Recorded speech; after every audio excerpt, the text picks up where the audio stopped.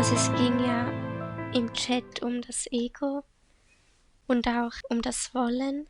Und also beim Ego ist es halt schwierig, weil manchmal nehmen irgendwie mehrere Menschen das gleiche Wort und verstehen aber ganz andere Dinge darunter. Also es kommt halt immer darauf an, was man unter einem Wort auch versteht. Das ist ja auch nicht immer, ja, bei jedem das Gleiche. Aber für mich ist Ego einfach nur Ich-Bewusstsein. Also das Ego ist ja nicht irgendwie was Negatives, sondern es ist ja nur Ich-Bewusstsein. Und die Frage ist einfach, ob das mit dem Herzen und der Seele verbunden ist oder nicht. Und je nachdem, ja, kommt das halt auch anders draus. Weil wenn wir hier auf der Erde inkarnieren, dann haben wir ja unser Tagesbewusstsein. Und unser Tagesbewusstsein hat ja einen freien Willen. Wenn wir als Seele in der geistigen Welt sind, dann sind wir ja einfach ganz. Aber wenn wir hier auf der Erde sind, dann haben wir unser Tagesbewusstsein und unsere seelische Ebene. Aber weil die eben nicht mehr ganz beieinander sind, haben wir eben in unserem Tagesbewusstsein den freien Willen, wo ein Mensch auch etwas tun kann, was nicht mit seiner Seele übereinstimmt. Also es gibt ja Menschen, die tun Dinge, die nicht mit ihrer Seele übereinstimmen. Und das können sie, weil sie eben den freien Willen haben in ihrem Tagesbewusstsein. Und wenn wir uns etwas wünschen oder wenn wir etwas wollen, dann geht es ja auch darum, dass man sich fragt, warum man sich das wünscht oder warum man das will. Also alles, was man will, das hat ja einen Grund. Das ist ja nicht irgendwie aus Zufall, also irgendwie so. Und es gibt Wünsche, die mit unserer Seele übereinstimmen, die uns zum Beispiel zeigen, wo unser Seelenweg lang geht oder warum wir hier sind. Und dann gibt es andere Wünsche, die eigentlich nicht mit unserer Seele übereinstimmen und wir trotzdem im Tagesbewusstsein in uns haben. Und das kann verschiedene Gründe haben. Bei manchen Menschen, da geht es ihnen einfach darum, ein inneres Loch aufzufüllen mit irgendwas im Außen. Und andere Menschen, die wünschen sich etwas, weil sie die Vorstellungen oder die Erwartungen von anderen Menschen übernehmen und dann glauben, das sind ihre eigene. Also es gibt ganz verschiedene Gründe, warum man sich etwas wünscht oder warum man etwas will. Und es ist ja gut, wenn man weiß, von woher kommt dieser Wunsch und stimmt das mit meiner Seele überein oder nicht. Und hinter einem Wunsch oder hinter dem, was man will, da ist ja auch eine Energie. Und dass man schaut, welche Energie und welches Gefühl ist hinter dem, was ich will. Und dann kann man auch mehr herausfinden, ob es mit seiner Seele übereinstimmt oder nicht. Ja, danke, liebe Christina. Wenn jemand jetzt noch Fragen hat zum Thema Ego, weil ich weiß, das wurde heiß diskutiert im Chat, dann könnt ihr das auch jetzt hier in den Chat im Meeting schreiben.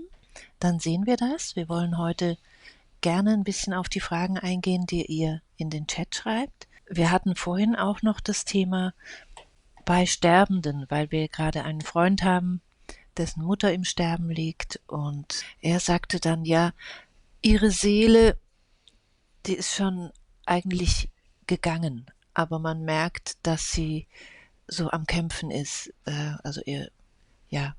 Und dann habe ich Christina gesagt, ja, aber zu Christina gesagt oder sie gefragt, ja, was kämpft dann? Also wenn die Seele nicht mehr da ist, oder anders gefragt, wenn wir unseren Körper verlassen, ist es dann mit dem Körper auch dieses sogenannte Ego, dass wir das Ego zurücklassen?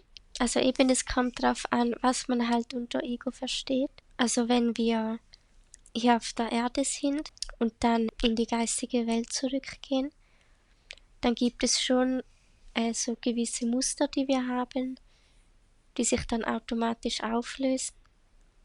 Einfach weil es das in der geistigen Welt nicht gibt. Also zum Beispiel Angst gibt es in der geistigen Welt nicht. Und ja, also es gibt schon Dinge, die sich lösen. Einfach dadurch, dass man die Dimension ja dann wechselt. Aber es gibt auch Dinge, die bleiben. Und es kommt halt darauf an, was man unter Ego versteht. Aber für mich ist Ego einfach Ich-Bewusstsein. Und das hat man in der geistigen Welt als Seele immer noch. Auf eine andere Art, weil man, wenn man wieder in der geistigen Welt ist, dann erinnert man sich ja auch an die anderen Leben, die man hatte. Und man weiß wieder, warum man inkarniert hat und sieht den größeren Plan. Also man hat dann viel mehr auch das Verständnis und einfach die größere Sicht. Und das verändert natürlich schon einiges. Aber ja, das, was wir hier auf der Erde zum Beispiel lernen, an Wissen und an Erfahrungen, das nehmen wir ja mit in die geistige Welt. Also unsere Seele, die wird ja symbolisch gesehen größer durch das, was wir hier auf der Erde lernen und erkennen. Und darum ein Teil von dem, was wir hier auf der Erde lernen und erleben, das nehmen wir mit, weil das in der geistigen Welt unsere Seele wie größer macht, also symbolisch. Und wir sind ja auch inkarniert, um was zu lernen. Darum macht es ja auch nur Sinn, dass wir das wieder mitnehmen. Also es ist halt ja so eine Mischung aus Dingen, die sich lösen und Dinge, die wir auch mitnehmen. Weil es gibt ja auch Blockaden aus früheren Leben, die wir auch mitnehmen können. Obwohl wir ja in der Zwischenzeit auch in der geistigen Welt waren. Ja, danke schön, Christine. Hier im Chat sind jetzt auch Fragen aufgetaucht, warum zum Beispiel bei Erleuchteten, also viele sogenannte Erleuchtete, also eben was ist schon erleuchtet, das ist die nächste Frage. Ihr seht, ganz vieles hängt auch mit der Sprache zusammen und mit dem, wie ein gewisser Begriff auch interpretiert wird. Aber die Frage war bei Erleuchteten, die sagen ja sehr oft eben, man muss das Ego weglassen und das Ego eliminieren oder so.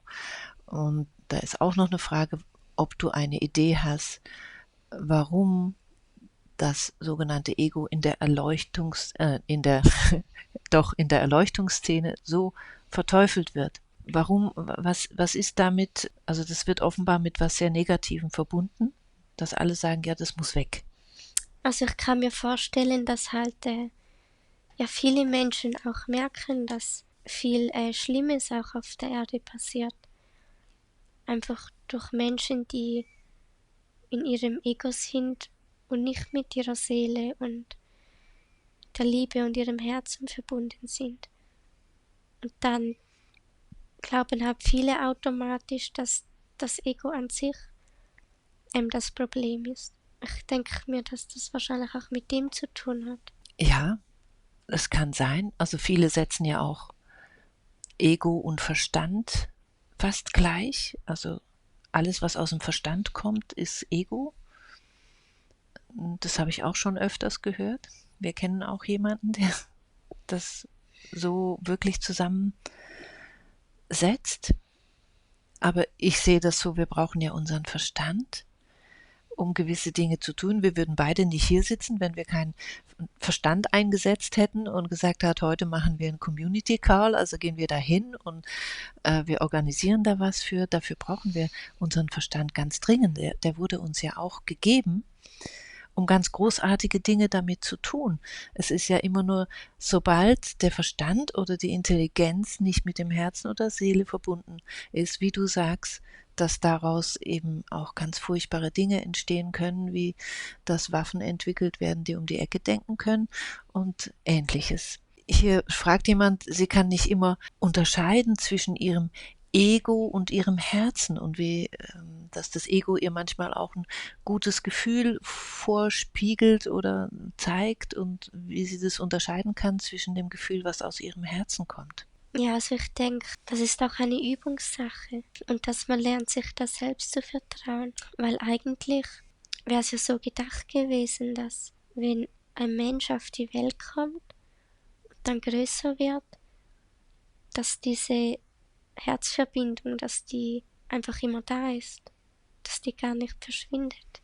In unserer Gesellschaft verschwindet sie ja meistens. Und darum ist das wieder eine Übung, dass man das wieder findet und dann dem auch vertraut. Das braucht meistens so seine Zeit. Und dass man auch schaut, was man in sich hat, was einem vom Herzen trennt. Weil wenn man das weiß, dann kann man das besser auflösen. Und dann hat man auch wieder mehr Verbindung zum Herzen.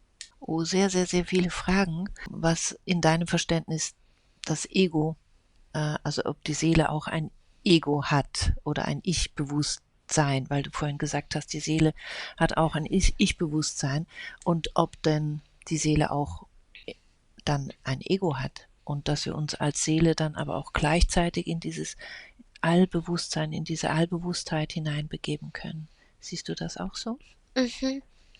Also, wenn wir nur als Seele in der geistigen Welt sind, haben wir zwar ein Ich-Bewusstsein, aber wir spüren, dass wir Teil von etwas Großem sind und dass alles miteinander verbunden ist. Und hier auf der Erde, da haben die meisten Menschen, also sie haben zwar ein Ich-Bewusstsein, aber sie haben das Gefühl, dass alles getrennt voneinander ist.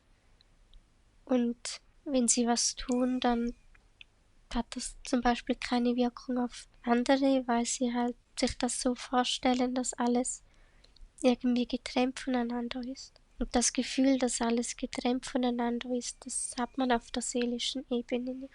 Ja, sehr schön. Und das ist ja etwas, was wir als als Menschen und als Menschheit auch wirklich zu lernen haben, und wo ich das Gefühl habe, da geschieht im Moment auch ganz viel, dass wir immer mehr begreifen, dass wir wirklich ein Kollektiv sind und dass unsere Handlungen und alles, was wir denken, wirklich in dieses kollektive Feld gehen und da auch ihre Wirkung entfalten, und dass wir so auch zusammenwirken, auch wenn wir nicht physisch zusammen sind, wie zum Beispiel jetzt in dieser Gruppe.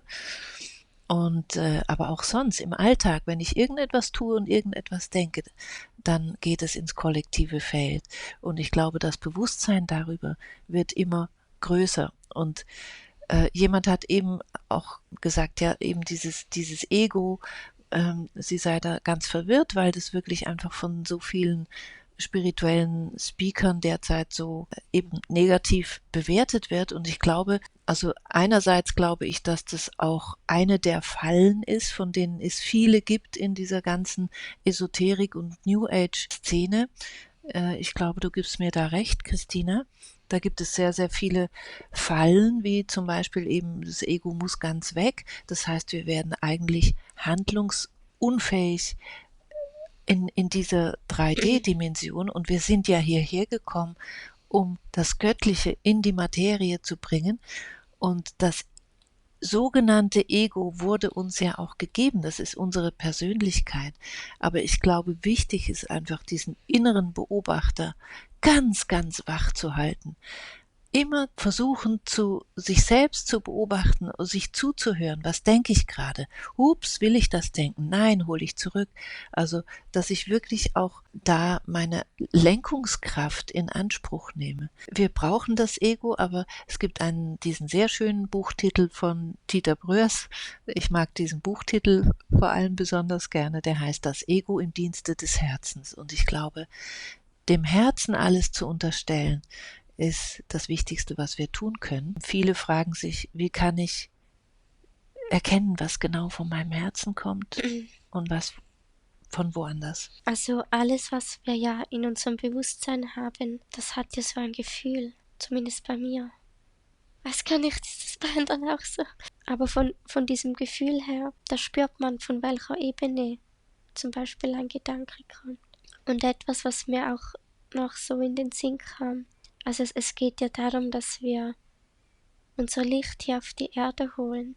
Ich denke, dass auch im Spirituellen viele Menschen eigentlich ihr Licht gar nicht auf die Erde holen wollen, sondern sie wollen eigentlich von da weg und dann so in der geistigen Welt. Weißt du, wie ich meine? Ja, also du meinst damit, dass sie die Tendenz haben, gar nicht wirklich hier sein zu wollen, sondern dass sie finden, oh, alles Irdische, also es gibt, ich nehme das auch wahr, auch bei sehr vielen sehr religiösen Menschen, dass eigentlich das eigentlich Materielle oder unser Körper oder dass das alles irgendwie ein bisschen negativ bewertet ist und weniger positiv bewertet ist als das geistige, feinstoffliche, spirituelle. Hast du das gemeint?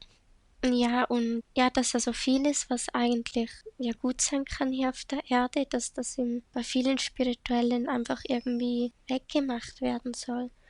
Aber es gibt ja Dinge, die brauchen wir manchmal einfach, wenn wir hier sind. Also zum Beispiel, wenn ich irgendwie zu Hause auf dem Sofa bin und halt einfach da rumsitze, nichts tue, dann kann ich mich, wenn ich mich darauf konzentriere, was ich bin, dann kann ich so ganz weit werden und dann dehne ich mich wie aus und dann sind die Planeten und die Sterne, die es gibt, die sind dann wie alle in mir drin, weil ich einfach so weit werde.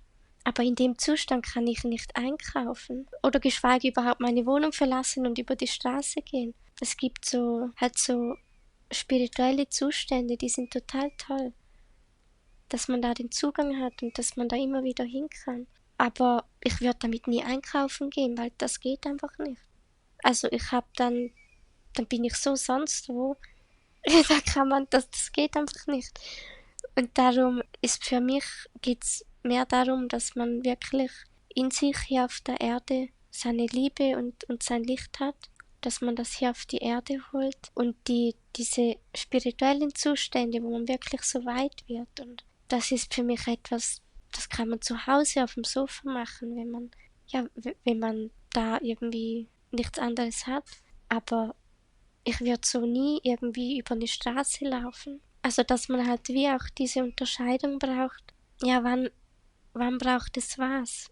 Weil wir sind keine Mönche, die irgendwo in der Höhle leben, auf einem Berg, die können 24 Stunden in dem drin sein. Aber die haben auch eine andere Aufgabe. Die halten einfach das Feld. Und wir hier, wir sind auch in anderen Feldern. Und dann braucht es halt auch noch andere Dinge dazu.